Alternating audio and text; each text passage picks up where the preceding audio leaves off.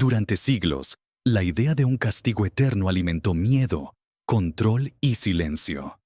Millones vivieron sus vidas aterrorizados por la posibilidad de un dolor sin fin, un fuego que nunca se apaga. Pero, ¿y si esta imagen no fue enseñada por Jesús de la manera que tú piensas? Hay una verdad oculta detrás del concepto de castigo infinito. Una verdad que ha sido distorsionada, olvidada o simplemente ignorada. Escritos antiguos, interpretaciones descuidadas y palabras clave de Cristo apuntan a algo mucho más profundo y quizás mucho más aterrador o liberador que el infierno tradicional. En este video, te sumergirás en una investigación que desafía siglos de doctrina. Pero atención, lo que estás a punto de escuchar puede sacudir todo lo que creías sobre el destino del alma. La verdad infernal está a punto de ser revelada. ¿Estás listo? Recuerdo la primera vez que escuché hablar del infierno con todas las letras. Tenía unos 12 años. Estaba en un culto juvenil y el predicador hablaba con una voz grave, casi como si estuviera contando una pesadilla real. Describía llamas que nunca se apagaban, gritos sin fin, sufrimiento eterno. Y decía que todo eso era el destino de quienes murieran sin aceptar a Jesús. En ese tiempo, yo creía de verdad. Tenía miedo, un miedo profundo, visceral, miedo de ir allí, miedo de ver a mi familia yendo, miedo de pecar y perder mi salvación, y más que nada, miedo de dudar, porque hasta dudar parecía ser un pecado imperdonable. Era como si cada pensamiento cuestionador pudiera arrastrarme al borde del abismo espiritual. Este tipo de mensaje tiene un peso inmenso cuando llega a los oídos de un niño. No hay distanciamiento crítico, no hay filtro filosófico, no hay madurez suficiente para discernir entre teología y terror psicológico. Solo está la imagen vívida de un lugar donde puedes acabar por una elección, un momento de duda o una vida entera de ignorancia religiosa. Pero conforme pasaron los años, algo dentro de mí empezó a cambiar. No fue de un día para otro, ni por rabia o rebeldía. Fue por preguntas, una tras otra. Preguntas que comenzaron pequeñas, casi silenciosas, pero que fueron ganando fuerza con el tiempo. Hasta que un día, mirando esa idea del castigo infinito, me encontré pensando, ¿tiene sentido esto? Realmente lo tiene. Porque imagina, una persona vive toda una vida, digamos 80 años. Puede haber sido buena, puede haber cometido errores, puede haber sido indiferente a la religión, pero según muchas interpretaciones bíblicas, si no aceptó a Jesús, o no siguió ciertos rituales, o simplemente nació en el lugar equivocado, pasará una eternidad entera sufriendo. Para siempre. Sin fin. Y entonces llega la pregunta que nadie quiere responder. ¿Esto es justicia? ¿O es crueldad disfrazada de justicia? Un Dios que condena eternamente a alguien que vivió solo 80 años en la tierra, aunque haya tenido buenas intenciones, aunque no haya tenido acceso al Evangelio, aunque no haya entendido plenamente lo que está en juego. Ese Dios aún puede llamarse amoroso. Es difícil enfrentar este asunto sin sentir un escalofrío, porque estamos hablando de algo muy serio. La idea de un Dios que condena a las personas para siempre, aunque hayan vivido solo algunos momentos de error o ignorancia. Un Dios cuyo amor tiene límite, cuya misericordia tiene reglas, que exige una confesión específica, hecha en un momento determinado, bajo pena de castigo eterno. Esta visión de lo divino convierte la fe en algo condicional, basado en el miedo, y no en una relación genuina. Reduce la espiritualidad a un juego de riesgos y recompensas, donde el menor error puede costar el alma. Y peor aún, pone sobre los hombros de cada individuo la responsabilidad total de su propia salvación, ignorando contextos sociales, históricos, psicológicos y culturales. Este concepto está arraigado en muchas tradiciones religiosas, ya sea en la visión católica del infierno, en las interpretaciones evangélicas más radicales, o en otras religiones que también tienen sus versiones de castigo post-mortem. Es una construcción teológica poderosa, pero profundamente problemática. Porque piensa conmigo, ¿cuál sería el propósito de un castigo infinito? ¿Corrección? ¿Redención? ¿Venganza? ¿Castigo ejemplar? Ninguno de estos parece tener sentido. Un castigo que dura para siempre no corrige a nadie. No enseña nada, no redime. Solo existe.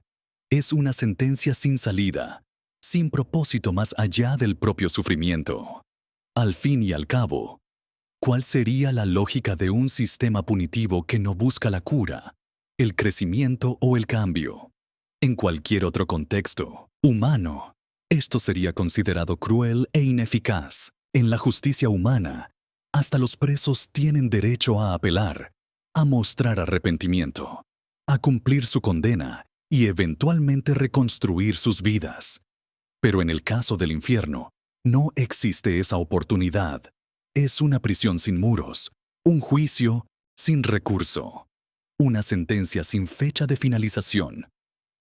Y lo peor de todo es que esta idea no solo afecta a quienes creen en ella, afecta a quienes comienzan a dudar, porque cuando empiezas a cuestionar, surge la culpa, surge el miedo, surge la angustia de estar equivocado, de estar fuera del camino.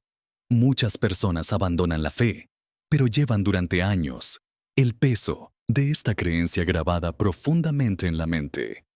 ¿Y si estoy arriesgando mi alma eterna? Sé cómo es eso. Cuando empecé a dudar, tuve noches sin dormir. Me preguntaba si iba a arder en el fuego eterno, si lo merecía, si era egoísta por no querer seguir viviendo bajo tantas reglas. Y lo más cruel de todo es que ese miedo no viene solo de afuera, viene de adentro, porque fue sembrado ahí desde pequeño. Fui criado en un ambiente donde el infierno no era solo una posibilidad teológica, era una realidad constante, que flotaba sobre mí como una nube oscura. Cada decisión moral, cada pensamiento, cada relación tenía que ser filtrada por esa lente. Era como vivir con una cuerda atada al cuello y alguien al otro lado decidiendo cuándo tirar. Y por eso necesitamos hablar de esto. Necesitamos enfrentar de frente la verdad infernal sobre el castigo infinito. Y esa verdad es: causa trauma, causa ansiedad, causa vergüenza, causa división entre personas que se aman y se importan, pero que ahora están separadas por una línea invisible llamada salvación. ¿Cuántos lazos familiares se han roto por esto? ¿Cuántos padres lloran por hijos que perdieron la fe? ¿Cuántos amigos se han alejado por no estar de acuerdo sobre la salvación? ¿Cuántas personas siguen fingiendo que creen, por miedo a ser excluidas o juzgadas?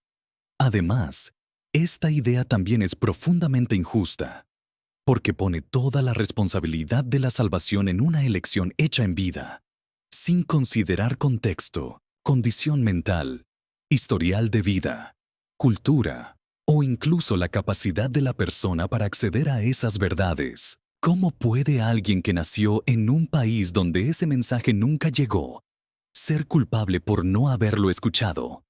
¿Cómo puede un niño que murió antes de entender algo sobre religión ser juzgado por eso? Y lo más extraño es que, al mismo tiempo que se predica un Dios de amor, se mantiene la imagen de un Dios que permite e incluso ejecuta una tortura sin fin, un amor que tiene límite, una gracia que tiene fecha de vencimiento, un cielo que es exclusivo, mientras el infierno es infinito. Eso no es amor, eso es selección, es elitismo espiritual. Es terrorismo emocional disfrazado de doctrina. Y tal vez por eso, tantas personas están dejando la religión. No porque hayan perdido la fe en Dios, sino porque han perdido la fe en un sistema que usa el miedo a la eternidad para controlar la vida aquí y ahora. Cuando finalmente dejé de creer en esa idea del infierno, fue como quitarme un peso enorme de encima. Empecé a respirar de nuevo. Empecé a dejar de tener miedo, de pensar, de dudar, de existir. Me di cuenta de que podía vivir bien, vivir con ética, con compasión, con propósito, sin necesidad de amenazas divinas para mantenerme en el camino correcto. Por primera vez, pude mirar al mundo con ligereza, con humanidad. Entendí que la bondad no necesita venir acompañada de miedo, que el respeto al prójimo no depende de dogmas, que podemos construir significados sin necesidad de un infierno vigilándonos. Y hoy, veo a millones de personas pasando por el mismo proceso. Gente que se cansó de vivir con miedo, que se cansó de despertar con la sensación de que, si fallan una sola vez, lo perderán todo. Que se cansó de escuchar que amistades, sentimientos, dudas, son señales de debilidad espiritual. El ateísmo, para mí, no es solo la ausencia de creencia en dioses, es la liberación de un sistema que usaba la eternidad como moneda de cambio por obediencia. Es la recuperación del derecho a dudar, a sentir, a existir con libertad. Y por eso, creo que hablar sobre el infierno, sobre el castigo infinito, sobre el miedo que genera, es un acto de coraje. Es un acto de cuidado hacia las personas. Es un acto de humanidad. Si estás viendo este video, tal vez aún creas en ese infierno. Tal vez ya lo hayas dejado atrás. Tal vez estés en medio de la duda. Donde quiera que estés, te digo una cosa. No mereces sufrir para siempre por vivir una vida limitada. Nadie merece eso.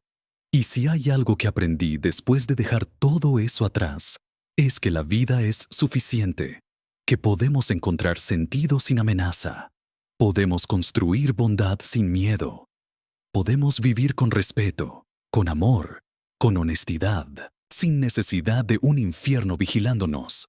Esta es la verdad infernal sobre el castigo infinito. No es necesario, ni justo, ni humano, y tal vez, solo tal vez, la mayor prueba de que Dios no existe sea justamente el hecho de que el infierno no sea real.